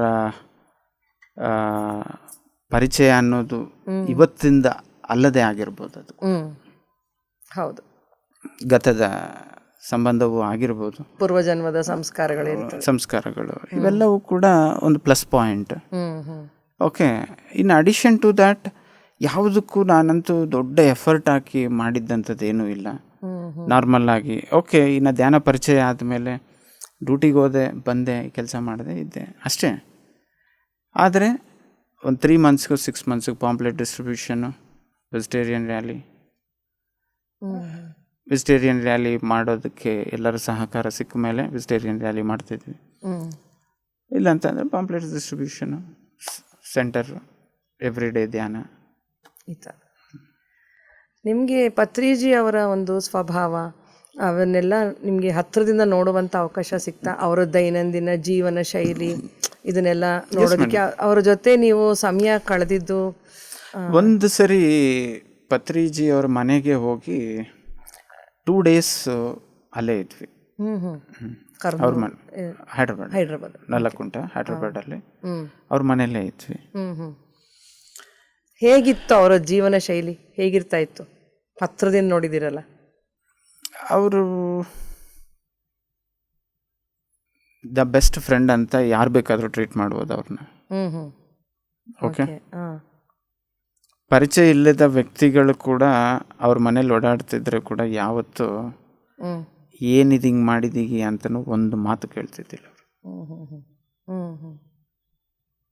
ಅಲ್ಲ, ಅವರ ಜೀವನ ಶೈಲಿ, ಒಂದು ದೈನಂದಿನ ಒಂದು ಜೀವನ ಹೇಗಿರ್ತಿತ್ತು, ಅವ್ರ ರೊಟೀನ್ ಅನ್ನೋದು ಅಂತ? ನಮಗೆ ಅವರಷ್ಟು ದೊಡ್ಡ ಗುರುಗಳಲ್ವಾ, ಹೇಗಿರ್ತಿದ್ರು ಅವ್ರ ಜೀವನ ಅಂತ ಎಲ್ರಿಗೂ ಕುತೂಹಲ ಇರುತ್ತೆ. ಆ ಟೈಮ್ಗೆ ನಾನು ಹೇಳ್ತಿರೋದು 2001 and 2 ಪೀರಿಯಡಲ್ಲೇ ಪತ್ರಿಜಿ ಅವ್ರನ್ನ ನಾನು ನೋಡಿದಷ್ಟುವರೆಗೂ.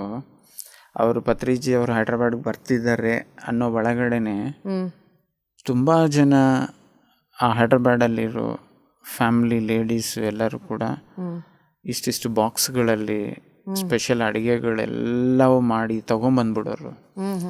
ಟೈಮೇ ಇರ್ತಿದ್ದಿಲ್ಲ ಸರ್ಗೆ, ನಿಜ ಹೇಳಬೇಕು ಅಂತಂದರೆ. ಅವ್ರ ಮನೇಲಿ ಇರ್ತಿದ್ದೆ ಕಡಿಮೆ ಅನ್ಸುತ್ತೆ ಹಾಗಾದ್ರೆ? ಇಲ್ಲ, ಇರ್ತಿದ್ರು. ಆದರೂ ಸತ್ಸಂಗ ನಡೀತಾ ಇರೋದು ಇಲ್ಲ. ಅವ್ರಿಗೇನು ಯಾರು ಏನು ಮಾಡ್ತಿದ್ರು ಕೂಡ ಅವ್ರದ್ದಾದ ಪುಸ್ತಕ ತೆಗೆದು ಓದೋದು, ಎಡಿಟಿಂಗ್ ಮಾಡೋದು ಮಾಡ್ತಾನೆ ಇರ್ತಿದ್ರು. ನಿಮಗೆ ಯಾವುದಾದ್ರೂ ಅವರು ಒಂದು ಪುಸ್ತಕ ಇದನ್ನ ಓದು ಅಂತ ಹೇಳಿದ್ದು, ಅದು ನೀವು ಆಧ್ಯಾತ್ಮಿಕತೆಗೆ ಬಂದ ಮೇಲೆ ನ್ಯೂ ಇಯರ್ ಸ್ಪಿರಿಚುವಲ್ ಬುಕ್ ಅಂತ ಮೊದಲು ಓದಿದ ಪುಸ್ತಕ ಪತ್ರಿಜಿಯವ್ರು ಹೇಳಿದ್ರು ಅಂತ ಹೇಳಿ ಆ ಥರ ಯಾವುದಾದ್ರೂ ಏನಿದೆ? ಆ ಥರ ಏನಿಲ್ಲ. ಬಟ್ ಪತ್ರಿಜಿ ಅವರು ಡಿ ರೇವತಿ ದೇವಿಯವರು in Telugu translated the book of Mirdad. Okay. ಆ ಬುಕ್ಕು ಓದಿದ ಮೇಲೆ the silence has been increased in my life, really, to say that. Super. The book of Mirdad ಒಂದು ಏಕತ್ವಕ್ಕೆ ಪ್ರತೀಕೆ, ಅದು ಪುಸ್ತಕ. ಅದಕ್ಕೆ ಅದನ್ನು ಓಶೋ ಏನು ಹೇಳ್ತಾರೆ ಅಂತಂದರೆ, ಈ ಭೂಮಿ ಮೇಲೆ ಇರ್ತಕ್ಕಂಥ ರಿಲಿಜಿಯನ್ಸ್ ಗ್ರಂಥಗಳು, ಭಗವದ್ಗೀತೆ, ಕುರಾನ್, ಬೈಬಲ್, ಅದರ ಜೊತೆಗೆ ಈ ಪುಸ್ತಕವನ್ನು ಕೂಡ ಅದರ ಸಾಲಿಗೆ ನಿಲ್ಲಿಸ್ಬೋದು ಅಂತ ಒಂದು ಕಾಮೆಂಟ್ ಹೊಡೆದಿದ್ದಾರೆ. ಸೂಪರ್. ಓಕೆ. ಆ ಪುಸ್ತಕ ಓದಿದ ಮೇಲೆ, ಅದ್ರ ಬಗ್ಗೆ ತಿಳ್ಕೊಂಡ ಮೇಲೆ ನನಗೆ ಅರ್ಥ ಆಯಿತು, ಒಂದು 30 to 50 times ಪತ್ರಿಜಿ ಅವರು ಆ ಇಂಗ್ಲೀಷಿಂದ ತೆಲುಗು ಟ್ರಾನ್ಸ್ಲೇಷನ್ ಮಾಡಿದಾಗ ಪ್ರಿಂಟ್ ಆಗಿದ್ದ ಬುಕ್ನೇ ರೀಪ್ರಿಂಟ್ ಮಾಡಿಸಿದ್ದಾರೆ. ಅಂದರೆ ಮತ್ತೆ ಚೇಂಜಸ್ ಅಷ್ಟು ಎಡಿಟ್ಸ್ ಆಗಿದೆ, 30 to 40 times. ಅಬ್ಬಾ. ಬಟ್ ಜಾಸ್ತಿ ಕಾವ್ಯ ರೂಪದಲ್ಲಿದೆ ಅದು, ಡೈರೆಕ್ಟ್ ಮೀನಿಂಗ್ ಇಲ್ಲ ಅದಕ್ಕೆ. ಓಕೆ, ಕಾವ್ಯ ರೂಪದಲ್ಲಿದೆ ದಿ ಬುಕ್ ಆಫ್ ಮಿರ್ದಾದ್. ಅದು ಆಧ್ಯಾತ್ಮಿಕ ಪರಿಣಿತಿ ಇದ್ದ ವ್ಯಕ್ತಿ ಆದರೆ ಅದನ್ನ ಕರೆಕ್ಟಾಗಿ ಅರ್ಥ ಮಾಡ್ಕೊಳ್ಳೋ, ನಮ್ಮ ಭಗವದ್ಗೀತೆಯ ಥರ, ಅದಕ್ಕೆ ಅದರ ಸಾಲಿಗೆ ನಿಲ್ಲಿಸ್ಬೋದು ಅಂತ ಓಶೋ ಹೇಳಿದ್ದು.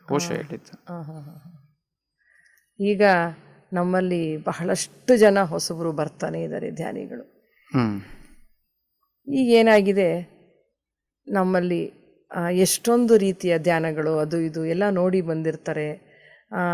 ಮತ್ತು ಇಲ್ಲೂ ಕೂಡ ಏನೇನೋ ಒಂದು ಮೇಡಮ್, ಇದು ಏನಾಗುತ್ತೆ, ಅವರವರ ಜನ್ಮ ಸಂಸ್ಕಾರಗಳಲ್ಲಿ ಎಲ್ಲರಿಗೂ ಕೂಡ, ನಮ್ಮೆಲ್ಲರಿಗೂ ಕೂಡ ಒಂದು ಸ್ಮೆಲ್ ಇರುತ್ತೆ, ಪೂರ್ವಜನ್ಮದ ವಾಸನೆ ಅಂತ ಹೇಳ್ತೀವಿ. ಓಕೆ, ಅದು ನನಗಿಲ್ಲ ಅಂತ ಹೇಳಿದರೆ ಆ ಥರ ಏನು ನಡೆಯಲ್ಲ, ಅದೆಲ್ಲ ಕತೆ ಅದಿದ್ದೇ ಇರುತ್ತೆ. ಓಕೆ, ಆ ಸ್ಮೆಲ್ಸ್ ಏನು ಮಾಡ್ತವೆ ಅಂತಂದರೆ, ಈಗ ಹೆಂಗೆ ಶಾಪಿಂಗ್ ಹೋಗ್ತೀವೋ ಅದೇ ಥರನೇ ಸ್ಪಿರಿಚುವಲ್ ಶಾಪಿಂಗು ಮಾಡಿಬಿಟ್ಟಿರ್ತೀವಿ ನಾವು ಈ ಭೂಮಿ ಮೇಲೆ ಕೂಡ. Okay, super. ಗತ ಜನ್ಮಗಳಲ್ಲಿ ಈ ಜನ್ಮದಲ್ಲಿ ಕೂಡ ಆ ಶಾಪಿಂಗ್ ಎಲ್ಲ ಮಾಡಿದಾಗ ಏನಾಗುತ್ತೆ ಅಂತಂದರೆ, ನಮ್ಮ ಈಗೋ ಎಲ್ಲಿ ಕಂಫರ್ಟಬಿಲಿಟಿ ಸಿಗುತ್ತೋ ಅಲ್ಲಿ ಸೆಟ್ಲ್ ಆಗ್ಬಿಡುತ್ತಾ, ಅಲ್ಲಿ ಚೆನ್ನಾಗಿದೆ ಅಂತ ನಾವು ಹೇಳ್ತೀವಿ. ಅವಾಗ ಆ ಸಮಸ್ಯೆನ ಹೊಗಳ್ತೀವಿ ನಾವು. ಅರ್ಥ ಆಯ್ತಾ? ಇಲ್ಲಿ ನಿಮಗೆ ಓಕೆ, ಇಲ್ಲಿಗೆ ಬರ್ತಾರೆ ತುಂಬ ಜನ ಮಾಸ್ಟರ್ಸು, ಧ್ಯಾನ ಅಂತ ಬರ್ತಾರೆ, ಶಾಕಾಹಾರ ಮಾಡು ಅಂತಂದರೆ ಇದು ಮಾಡಿದ್ರೆ ಅದಾಗುತ್ತೆ ಅಂತ ಬರ್ತಾರೆ, ಧ್ಯಾನ ಮಾಡಿದ್ರೆ ಹಂಗಾಗುತ್ತೆ ಅಂತ ಬರ್ತಾರೆ. ಓಕೆ, ಹೌದು, ಓಕೆ, ಅದು ಆಗಲ್ಲ ಆಗುತ್ತೆ ಅಂತ ನಾನೇನು ಹೇಳಲ್ಲ. ಓಕೆ, ಆದರೆ ಅದರ ಹಿಂದುಗಡೆ ನಡೀತಿರತಕ್ಕಂಥ ಸತ್ಯವೇನೋ ಅರ್ಥ ಮಾಡ್ಕೋಬೇಕು. ಅದು ಅರ್ಥ ಆದ್ರೆಗಿನ ಸೈಲೆಂಟ್ ಆಗ್ಬಿಡ್ತೀವಿ. ಅದು ಅರ್ಥ ಆಗಲ್ಲ ಜನಕ್ಕೆ. ಈಗೇನು ಟೆಂಪಲ್ಗೆ ಹೋಗ್ತೀವಿ, ಓಕೆ, ಈ ಅಭಿಷೇಕ ಮಾಡಿಸಿದ್ರೆ ನಿನಗಿದು ಒಳ್ಳೆಯದಾಗುತ್ತೆ ಅಂತ. ಆ ಜಾಗದಲ್ಲಿ ಎಲ್ಲರೂ ಕೂಡ ಪಿರಮಿಡ್ ಕಟ್ಸೋದು, ಕ್ರಿಸ್ಟಲ್ಸ್ ಇಡೋದು, ಶಾಕಾಹಾರ ಜಾತ ಮಾಡೋದು, ಇದೇನೋ ಒಳ್ಳೆಯದಾಗುತ್ತೆ, ನನಗೂ ನನ್ನ ಮಕ್ಕಳಿಗೂ ಒಳ್ಳೆಯದಾಗುತ್ತೆ, ನನ್ನ ಕುಟುಂಬಕ್ಕೆ ಒಳ್ಳೆಯದಾಗುತ್ತೆ. ಸಿ, ಒಳ್ಳೆಯದು ಕೆಟ್ಟದ್ದು ಅನ್ನೋದೇ ಇಲ್ಲ. Seth very clearly will tell that there are experiences are there. ಹೌದು, which is comfortable for you is a ಗುಣಾತ್ಮಕ ಅನುಭವಗಳು, positive experiences. Which is uncomfortable to you, negative experiences ಅಂತ ಹೇಳ್ತೀರಿ. ಅಷ್ಟೇ ಬಿಟ್ಟರೆ ಏನಕ್ಕೆ ಈ ನೆಗೆಟಿವ್ ಪಾಸಿಟಿವ್ ಅನ್ನೋ ಎಕ್ಸ್ಪೀರಿಯನ್ಸಸ್ನ ನಾವು ಮಾತನಾಡ್ತಿದ್ದೀವಿ ಅಂತಂದರೆ, ನಿನ್ನ ದೇಹ ಮನಸ್ಸು ಬುದ್ಧಿಗೆ ನಿನ್ನ ಪೂರ್ವಜನ್ಮದ ಸ್ಮೆಲ್ಸ್ಗೆ ಕನ್ವೀನಿಯನ್ಸ್ ಅನ್ನೋದು ನಡೀತಾ ಇದೆ ಅಲ್ಲಿ. There is no convenient, there is no inconvenient, there is an incident, there is an experience is there, that's all. Okay, these experiences makes you to learn, no doubt about it, 100%. Okay, wrong ಮಾಡ್ತೀವಿ, right ಮಾಡ್ತೀವಿ, ಅಹಂನ ಬೆಳೆಸ್ಕೊತೀವಿ, ಇನ್ನು ಒಂದು ಕಡೆ ಆ ಅಹಂನ ಕಳ್ಕೊಳ್ಳುವಂಥ ಪರಿಸ್ಥಿತಿನೂ ಬರುತ್ತೆ, ಅವಮಾನನೂ ಅನುಭವಿಸ್ತೀವಿ. ಇದೆಲ್ಲ ಏಕೆ ಅಂತಂದರೆ, ಇಲ್ಲಿ ಮತ್ತೆ ನಾವು ಸ್ಪೆಸಿಫಿಕ್ಕಾಗಿ ದೇವರೆಲ್ಲ ಕಡೆ ಇದ್ದಾನೆ ಅಂತ ಪ್ರೂವ್ ಮಾಡೋದೇನಿಲ್ಲ. ನಿನ್ನ ಜೀವನದಲ್ಲಿ ನಡೀತಿರೋ ಪ್ರತಿ ಇನ್ಸಿಡೆಂಟು ಕೂಡ, okay, every action has an equal reaction ಹೇಗಿದೆಯೋ ಅಂಥದ್ದೇ ಇರೋದು ಸಿಸ್ಟಮ್ ಇದು. ಹೌದು, ಓಕೆ, ಆ ಸಿಸ್ಟಮ್ ಎಲ್ಲೂ ಮಿಸ್ ಹೊಡಿಯಲ್ಲ. ಅದು ಕಾರ್ಯ ಕಾರಣ ಸಂಬಂಧ ಅನ್ನೋದು ಇದ್ದೇ ಇರುತ್ತೆ, ಕಾಸ್ ಆ್ಯಂಡ್ ಎಫೆಕ್ಟ್ ಇದ್ದೇ ಇರುತ್ತೆ. ಒಂದು ಏನೇ ನಡಿಬೇಕಾದ್ರೂ ಒಂದು ರೀಸನ್ ಇದೆ. ಹೌದು, ವಿತೌಟ್ ರೀಸನ್ ಏನೂ ನಡೆಯಲ್ಲ. ಹೌದು, ಆ ರೀಸನ್ಗೆ ನೀವು ಅಂಟ್ಕೊಂಡ್ರೆ ಎಫೆಕ್ಟು ಭಾಳ ಜಾಸ್ತಿ ಅನಿಸುತ್ತೆ. ಅಂಟ್ಕೊಂಡಿಲ್ಲ ಅಂತಂದರೆ ಬಂತು ಹೋಯ್ತು ಅಂತ ನೋಡ್ತಿರ್ತೀವಿ. ಅದೇ ಡಿಫ್ರೆನ್ಸ್. ಮುಕ್ತಿ ಆಗ್ಲಿದ್ದವನಿಗೆ ಡಿಫ್ರೆನ್ಸ್ ಏನು ಅಂತಂದರೆ, ಬಂದು ಹೋಗೋದ್ರ ನೋಡ್ದ, ಬಂದಾಗ ಓ ಅಂತ ಅಲ್ಲಾಡ್ಬಿಟ್ಟ, ಹೋದ್ಮೇಲೆ ಓ ಅಂತ ಹ್ಯಾಪಿ ಆಗ್ಬಿಟ್ಟ, ಅದಿರುತ್ತೆ. ಅದೇ ಡಿಫ್ರೆನ್ಸ್. ಆದರೆ ಈಗ ಪ್ರಾರಂಭದಲ್ಲಿ ಈಗ ಹೊಸದಾಗಿ ಬರ್ತಾರೆ ಧ್ಯಾನಕ್ಕೆ, ಅವರಿಗೆ ನಾವು ಧ್ಯಾನ ಮಾಡಿ ಕೂತ್ಕೊಳ್ಳಿ, ನಿಮ್ಗೆ ಆತ್ಮಜ್ಞಾನ ಸಿಗುತ್ತೆ, ನೀವು ಯಾರು ಅಂತ ತಿಳ್ಕೊಳ್ಳಿ ಅಂದರೆ ಆಸಕ್ತಿ ಬರುತ್ತೋ ಇಲ್ಲವೋ ಅಂತ ಸಂಶಯ. ಅದಕ್ಕೆ ಏನು ಮಾಡ್ತೀವಿ, ನಮ್ಮಲ್ಲಿ ನಿಮಗೆ ಆ ಧ್ಯಾನ ಮಾಡೋದ್ರಿಂದ ಆರೋಗ್ಯ, ಆನಂದ, ನಿಮ್ಮ ಸಮಸ್ಯೆಗಳೆಲ್ಲ ಪರಿಹಾರ ಆಗುತ್ತೆ ಅಂತ ಒಂದು ಚಾಕ್ಲೇಟ್ ಕೊಡೋದು. ಮಕ್ಕಳಿಗೆ ಹೇಗೆ ಚಾಕ್ಲೇಟ್ ಕೊಟ್ಟು ಕೂರಿಸ್ತೀವಿ, ಹೋಮ್ವರ್ಕ್ ಮಾಡೋ ಚಾಕ್ಲೇಟ್ ಸಿಗುತ್ತೆ ನಿನಗೆ, ಐಸ್ ಕ್ರೀಮ್ ಕೊಡಿಸ್ತೀನಿ ಅಂತ. ಹಾಗೆ ಹೊಸದಾಗಿ ಧ್ಯಾನಕ್ಕೆ ಬಂದವರಿಗೆ ಕೆಲವರೆಲ್ಲ ತುಂಬ ಕಂಫರ್ಟ್ ಝೋನಲ್ಲಿ ಇರ್ತಾರೆ. ಅಯ್ಯೋ ಯಾಕೆ ಧ್ಯಾನ ಮಾಡಬೇಕು, ನಮಗೆಲ್ಲ ಆರಾಮಾಗಿದೆ, ಹೆಲ್ತು ಚೆನ್ನಾಗಿದೆ, ಎಲ್ಲ ಚೆನ್ನಾಗಿದೆ, ಯಾಕೆ ಮಾಡಬೇಕು ಅಂತ ಅಂದಾಗ, ಚೆನ್ನಾಗಿದೆ ಅಲ್ವಾ, ಮುಂದೆನೂ ಹೀಗೆ ಚೆನ್ನಾಗಿರಬೇಕು ಅಂದರೆ ಬಂದು ಧ್ಯಾನ ಮಾಡಿ ಅಂತ ಹೇಳ್ತೀವಿ.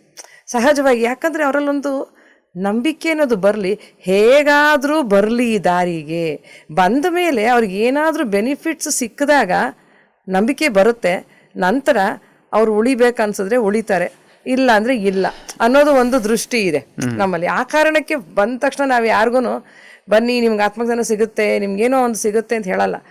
ಎಲ್ರಿಗೂ ಸಹಜವಾಗಿ ಹೇಳ್ತೀವಿ, ನಿಮ್ಗೆ ಹೆಲ್ತ್ ಇಶ್ಯೂಸ್ ಇದ್ದರೆ ವಾಸಿ ಆಗುತ್ತೆ, ನಿಮ್ಗೇನಾದ್ರು ಫೈನಾನ್ಷಿಯಲ್ ಪ್ರಾಬ್ಲಮ್ಸ್ ಇದ್ದರೆ, ಫ್ಯಾಮಿಲಿ ಪ್ರಾಬ್ಲಮ್ಸ್ ಇದ್ದರೆ ಕ್ಲಿಯರ್ ಆಗುತ್ತೆ, ಬನ್ನಿ ಅಂತೀವಿ. ಅದು ಧ್ಯಾನ ಮಾಡಿ ಕೆಲವರು ಅದನ್ನು ಆ ಬೆನಿಫಿಟ್ಸನ್ನು ಪಡ್ಕೊಂಡಿದ್ದಾರೆ. ಸೊ ಅದನ್ನೇ ಹೆಚ್ಚು ಹೈಲೈಟ್ ಮಾಡಿ ಹೇಳ್ತೀವಿ. ಯಾಕಂದರೆ ಈ ಒಂದು ಸಮಯದಲ್ಲಿ ಮಾರ್ಕೆಟಿಂಗ್ ಅನ್ನೋದಕ್ಕಿಂತ ನಮ್ಮ ಉದ್ದೇಶ ಏನಂತಂದ್ರೆ ಪ್ರಪಂಚದಲ್ಲಿ ಹೆಚ್ಚಿನ ಜನಗಳು ಧ್ಯಾನಿಗಳಾಗಲಿ. ಪತ್ರಿ ಸರ್ ಯಾವಾಗಲೂ ಹೇಳೋರು, ಈ ಪ್ರಪಂಚದ ಕೊನೆಯ ಮನುಷ್ಯ ಕೂಡ ಧ್ಯಾನಿ ಆಗಬೇಕು ಅಂತ ಹೇಳಿ. ಈಗ ಅವರವರ ಕಾನ್ಫಿಗರೇಷನ್ ನೋಡ್ತೇವೆ. ಈಗ ಎಲ್ಲರಿಗೂ ಆಧ್ಯಾತ್ಮಿಕತೆ ಅನ್ನೋದು ನಿಮಗೆ ಗೊತ್ತೇ ಇದೆ. ಆಧ್ಯಾತ್ಮಿಕತೆ ಅಂದರೆ it is not A bed of roses.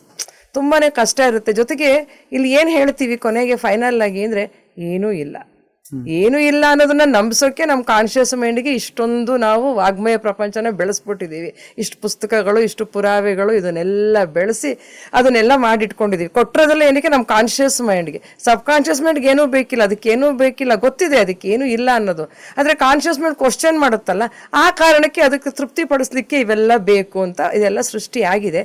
ಅದೇ ರೀತಿ ಹೊಸದಾಗಿ ಬಂದವ್ರಿಗೆ ಅವ್ರನ್ನ ನೋಡ್ತೀವಿ, ನಾವೇ ಹೇಳ್ತೀವಲ್ಲ, ಇವರು ನಮ್ಮಲ್ಲಿ ಒಂದು ಇದು ಹೇಳ್ತೀವಿ, ಶೈಶವಾತ್ಮ, ಬಾಲ್ಯಾತ್ಮ, ವೃದ್ಧಾತ್ಮ, ಆ ಥರ ಎಲ್ಲ ಹೇಳುವಾಗ ಅವರ ಒಂದು ಹಂತನ ನೋಡಿಕೊಂಡು ನಾವು ಇದನ್ನ ಹೇಳ್ತಾ ಬರ್ತೀವಿ. ಎಲ್ಲರೂ ಸಹಜವಾಗಿ ಅದನ್ನೇ ಫಸ್ಟ್ ಹೇಳ್ತಾರೆ. ಅದ್ರ ಬಗ್ಗೆ ನಿಮ್ಗೇನು ಅನ್ಸುತ್ತೆ? ಅದು ಹೇಳೋದು ಸರಿಯಲ್ಲ, ಡೈರೆಕ್ಟಾಗಿ ಹೀಗೆ ಕರಿಬೇಕು ಅನ್ಸುತ್ತಾ? ಏನಂತೀರಾ ನೀವು ಹೇಳಿ?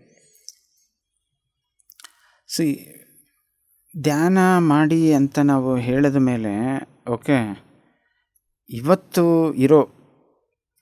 ಇವತ್ತಿರೋ ಟ್ರೆಂಡ್ ಆಗಲಿ, ಇನ್ಫಾರ್ಮೇಷನ್ ಆಗಲಿ, ನಾವು ಹೇಳಿದ್ದು ಮುಂಚೆನೇ lot of things they have an enquiry and in hand they have an information. ಹೌದು. Okay, the finally where it comes, ಅವರ ವಾಸ್ತವವನ್ನು ಅವರೇ ಸೃಷ್ಟಿ ಮಾಡ್ಕೊಳ್ತಾರೆ ಅನ್ನೋದು ಕನ್ಕ್ಲೂಷನ್, ಅದರಲ್ಲಿ ಡೌಟ್ ಇಲ್ಲ. ಅದಕ್ಕೆ ಪತ್ರಿಜಿಯವರು ಒಂದು ಗೀತೆ ಶ್ಲೋಕನ ಕೂಡ ಹೇಳಬೇಕಾದ್ರೆ, ನೀನು ಮಾಡಬೇಕಾಗಿದ್ದು ನೀನು ಮಾಡು, ನಾನೇನು ಮಾಡಬೇಕಾಗಿದ್ದೆ I will take care that, you no need to bother about that, I know what you are, what is your eligibilities, ನಿನ್ನ ಅರ್ಹತೆ ಏನು, ನೀನು ಎಲ್ಲಿದ್ದೀಗಿ, ಏನಾಗಿದೆ, ಎಂಥ ಸ್ಥಾಯಿಯಲ್ಲಿದ್ದೀಗಿ ಅನ್ನೋದು everything knows this universe. Universe does not have any ಮುಚ್ಚಮರಿ ಇಲ್ಲ, ಅದಕ್ಕೆ ಮುಚ್ಚುಮರಿ ಇಲ್ಲ, ಪಾರದರ್ಶಕವಾಗಿ ಇದೆ, ಅದು ಆಲ್ರೆಡಿ ಇದೆ ಅದು. ಹೌದು.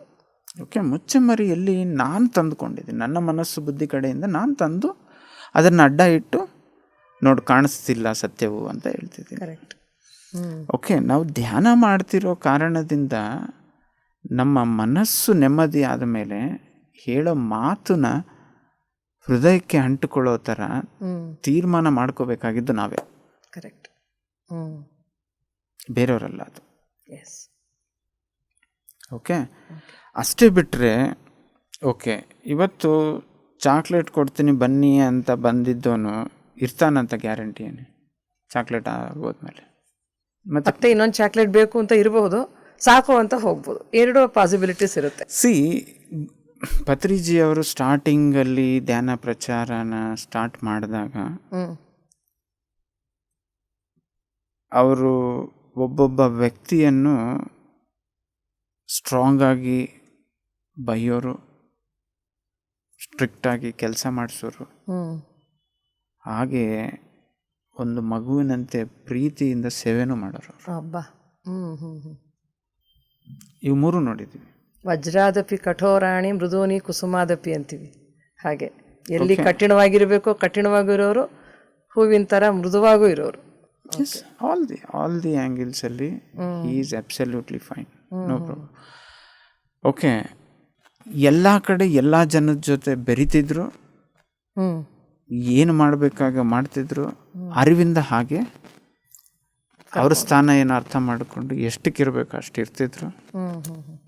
ಎಷ್ಟೋ ಸರಿ ಪತ್ರಿಜಿ ಅವರು ಸಂಕಲ್ಪ ಅಂದರೆ ಸ್ಟಾರ್ಟಿಂಗಲ್ಲಿ ಅದನ್ನ ಏನಕ್ಕೆ ಮಾಡಿದ್ರು ಅಂತಂದರೆ ಜನಗಳಿಗೆ ತಿಳಿಲಿ ಅಂತ. ಅಂದ್ರೆ ಅವರೇ ಹೇಳ್ತಾರೆ ಅಲ್ಲಿ ಇಂಟೆನ್ಷನ್ ರೈಟ್ ಇದೆ. ಧ್ಯಾನಂ ಸರ್ವರೋಗ ನಿವಾರಣಿ ಸರ್ವಕರ್ಮ ನಿವಾರಣಿ ಅಂತ ಪತ್ರಿಸರೇ ಹೇಳ್ತಾರೆ. Correct madam. ರೋಗ ಎಲ್ಲಿದೆ? ನಮಗೆ 80-90% ಸೈಕೋಮ್ಯಾಟಿಕ್ ಅಂತಂದಾಗ ಮನಸ್ಸಿಗೆ ಬುದ್ಧಿಗೆ ಸರಿಯಾದ ಜ್ಞಾನದ ಪ್ರಕಾಶವಿಲ್ಲ. ಕರೆಕ್ಟ್, ಹೌದು, ಕರೆಕ್ಟಾ? 100% ಅಲ್ವಾ?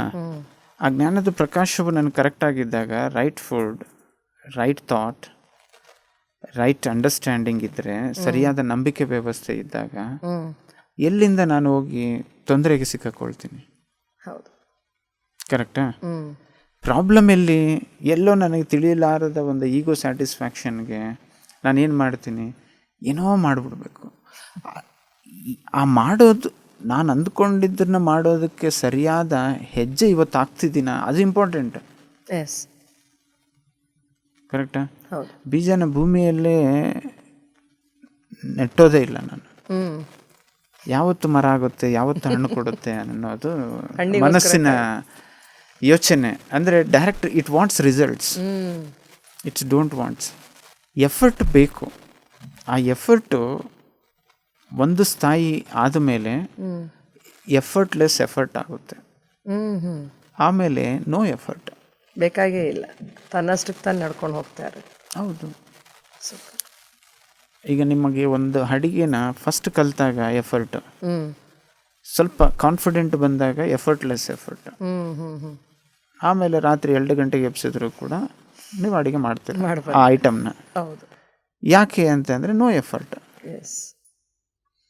ಬಿಕಾಸ್ ಅದು ಆ ಜ್ಞಾನವು ಅರಿವಾಗಿ ಫಸ್ಟ್ ಏನಾಗಿದೆ, ಭಯ ಕೊಟ್ಟಿದೆ. ಆ ಭಯವೇನಾಯಿತು, ಅರಿವಾಗಿ ಕನ್ವರ್ಟ್ ಆಯಿತು. ನಿಮ್ಮ ಬುದ್ಧಿಯಲ್ಲಿ ವಿದ್ಯೆ ಆಗಿ ನಿಂತೋಯ್ತದು. ಓಕೆ, ಕರೆಕ್ಟಾ? ಈ ಅರಿವು ಎಷ್ಟು ಸ್ಥಾಯಿಯಲ್ಲಿ ಬೆಳೀತಾ ಹೋದರೆ ಅವನ್ನ ಗುರು ಅಂತೀವಿ ನಾವು. ಖಂಡಿತ ಅಷ್ಟೇ. ಅಂದರೆ ಏನು, ಆ ಅರಿವು ಜಾಸ್ತಿ ಆಗ್ತಿದ್ದಂಗೆಲ್ಲ ಸಮಸ್ಯೆನ ನಾನೇ ಹೇಳ್ಕೊಳಲ್ಲ ನನ್ನ ಹತ್ರಕ್ಕೆ. ಅದು ಬಾಯಿಯಲ್ಲಿ ಮಾತನಾಡೋದಾಗಿರಲಿ, ಮಾಡೋ ಚೇಷ್ಟೆ ಆಗಿರಲಿ, ಅಷ್ಟೇ. ಎಲ್ಲಿಂದ ಬರುತ್ತೆ ಸಮಸ್ಯೆ? ಸೃಷ್ಟಿಕರ್ತನು ನಾವೇ ಅದನ್ನು ಮಾಡ್ತಿರೋದು. ನನ್ನ ವಾಸ್ತವಕ್ಕೆ ನಾನು ಸೃಷ್ಟಿಕರ್ತನು ಅಂತ ಎಷ್ಟೋ ಸರಿ ಹೇಳೋರು ಪತ್ರಿಜಿಯವರು. ಅದಕ್ಕೆ ಸೇತ್ ಅನ್ನೋದು ಇನ್ನೊಂದು ತುಳಸಿ ದಳ ಅಂತ ಏನು ಕೇಳೋರು ಅಂತಂದರೆ, ಆ ರೈಟ್ ಎಫರ್ಟ್ನ ರೈಟ್ ಟೈಮಲ್ಲಿ ನೀನು ಹಾಕಿದ್ರೆ things will be concluded, no issue. ಹೌದು.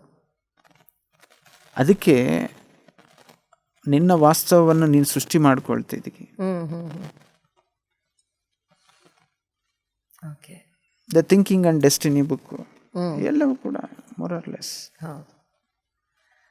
ಯದ್ಭಾವಂ ತದ್ಭವತಿ, ಇದೆಲ್ಲವೂ ಒಂದೇ. ಅದು